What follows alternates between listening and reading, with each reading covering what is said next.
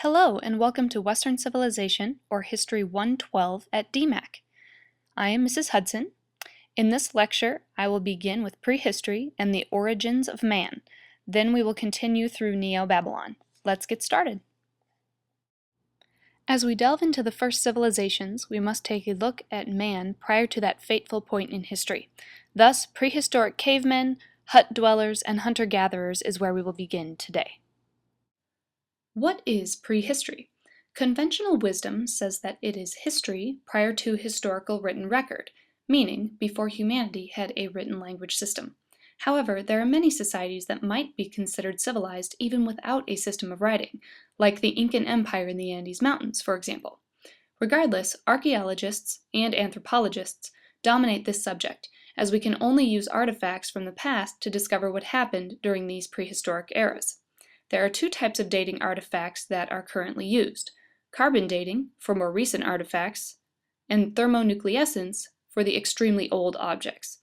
This gives us the rarely used BP dating system for the very old eras with no carbon, and BC, or for the more politically correct-minded BCE, before the Common Era, dating era for artifacts that still contain carbon. A very difficult issue for historians, archaeologists, and anthropologists is the study of human skeletons. As you read in your book, there are several interpretations and species of skeletal remains: Neanderthals, Ardipithecus, Australopithecus, hominids. In 1974, an archaeologist couple found what was at that point the oldest skeleton in the world.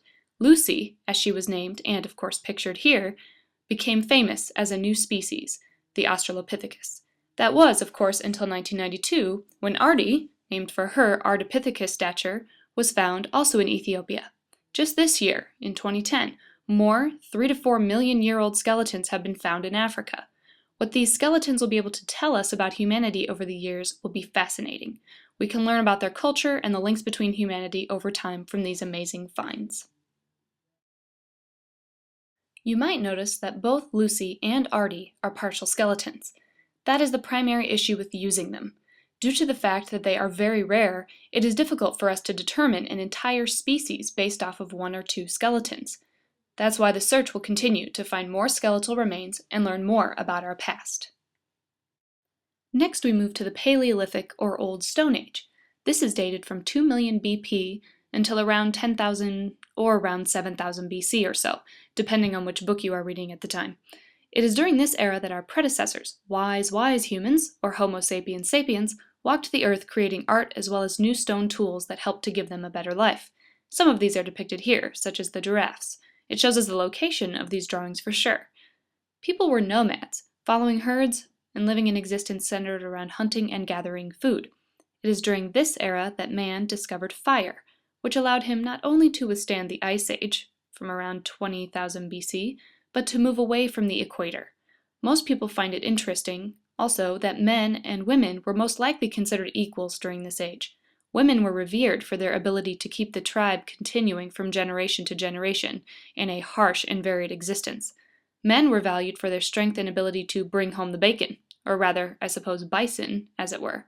The mortality rate was extremely high, with the average life expectancy somewhere between 25 and 30 years old.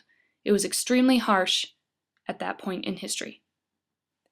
Paleolithic peoples created the first art in existence. These artistic pieces tell us what was valued in their culture. Amidst the drawings of elk, deer, and other game are figurines of large women.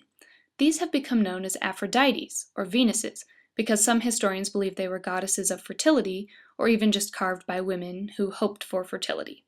This particular statuette you see here is very small, at 11.1 centimeters, and is known as the Aphrodite of Willendorf.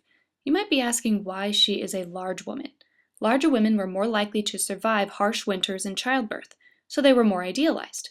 Now, to be fair, there are some theories that these were not fertility wishes at all, and did not represent any sort of Venus or Aphrodite, but that they were women's pleasure objects.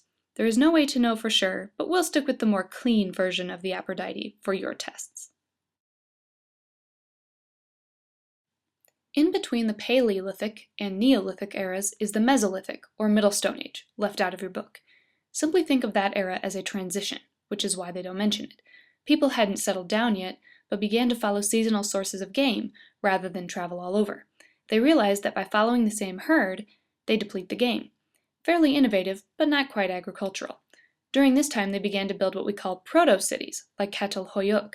This was not really a city, but an early version of a village that had trade and semi-permanent homes.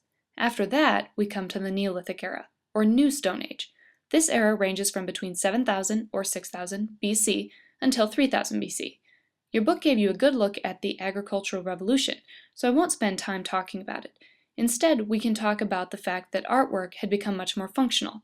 Neolithic peoples began to create pottery, without the pottery wheel, of course, since we have yet to invent the wheel itself. They also began to weave and to do creative things with leather and tools. A few years ago, some Italians found a frozen mummy in the Alps known as Otzi, or now affectionately, the Iceman. He gave us a revolutionary idea that warfare and jealousy existed during the Neolithic era. As agriculture became more established, and we started to create luxury items, people became jealous of each other. This led to conflict and controversy. Another great aspect of this era are the stone circles and what we call the henges, of which, of course, the most famous is Stonehenge. Seen here, it is one of the greatest mysteries in history. While we know it included some burials and is aligned with the solstice, that is where the information stops. Unfortunately, we have no written record, so we are not sure exactly what it was used for, only that it was a magnificent structure.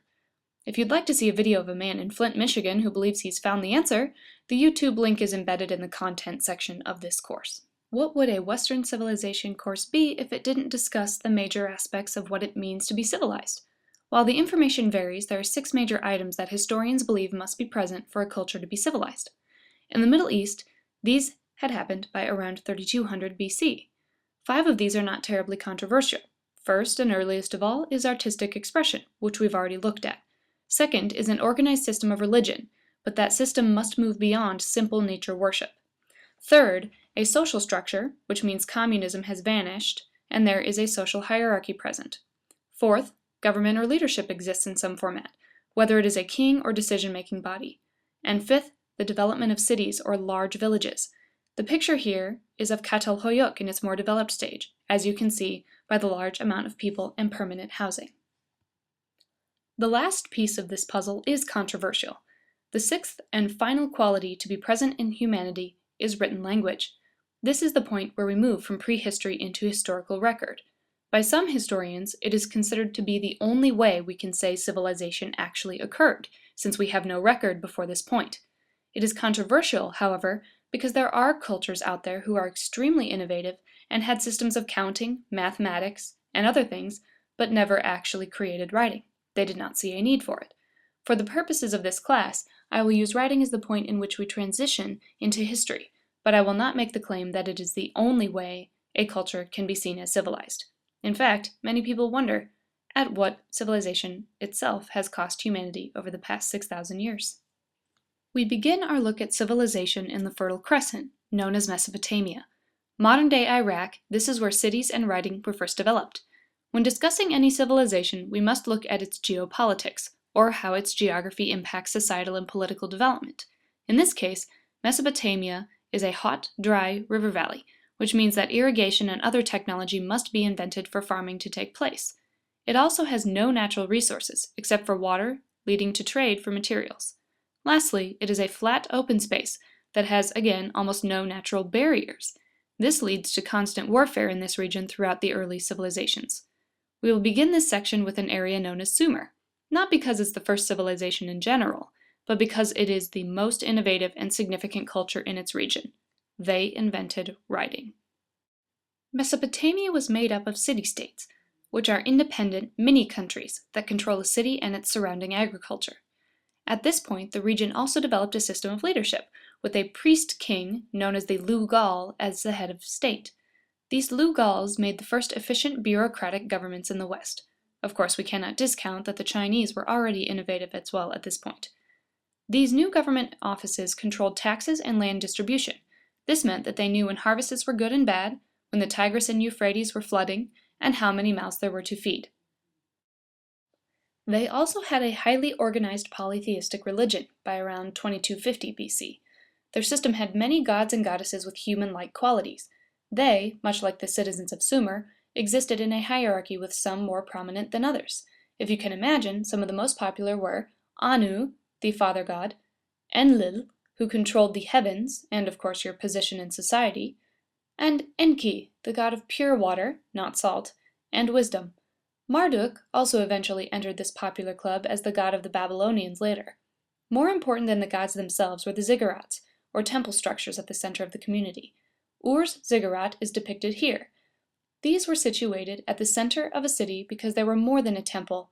They had land and herds, which meant they could produce food, clothing, and leather for charity or times of famine. They often helped orphans and widows, and even acted as banks for loans. Besides their religion, Sumerians were quite innovative in their irrigation of crops. The floods were as unpredictable as the gods, not like the steady, even flow of the Nile in Egypt. This civilization invented the wheel, which meant better transportation on land, as well as faster and more efficient pottery. They also had early forms of glass, which was considered a luxury item. Last, and certainly not least, probably most important of all, the Sumerians created the first writing system in the West. At first it was pictographic, or small pictures, but it eventually became a system of around 550 characters. It was difficult to learn, which meant that only scribes who went to school could learn all of the symbols. This newfound written language was known as cuneiform, and was extensively used by the upper class and the Lugals for record keeping. It is why we know so much about Sumerian culture as well as others during that time period. Cuneiform was good for more than just record keeping. Poetry became extremely popular in early civilization. The earliest known epic poem is from Sumer, called the Epic of Gilgamesh. It is the story of a prince's search for eternal life with the gods, which of course he does not reach. Read the end of the story here and you'll find out what his fate was. This is a great source of knowledge for historians about the relationship between humans and their gods. Gods will always triumph over man. That is the lesson to be learned. However, men can achieve great things. Sumer had a rich and varied culture. Sumerians made statues, paintings, wrote beautiful music, and played sports and games. Some of the first complex musical instruments appear in burial tombs of the Lugals and queens of this era. Education was also important, for it could be said that scribes really ran the kingdom. Beating was the common way to get a child to understand his lesson during this era. If not in schools, boys learned the trade of their fathers, while girls learned to be good mothers, and all children obeyed their parents, or they could be disinherited or sold into slavery. The average age at marriage was between 14 and 16 years old, because life expectancy was still a bit low. Marriages were also usually arranged by fathers, although moms and daughters could have a little bit of a say.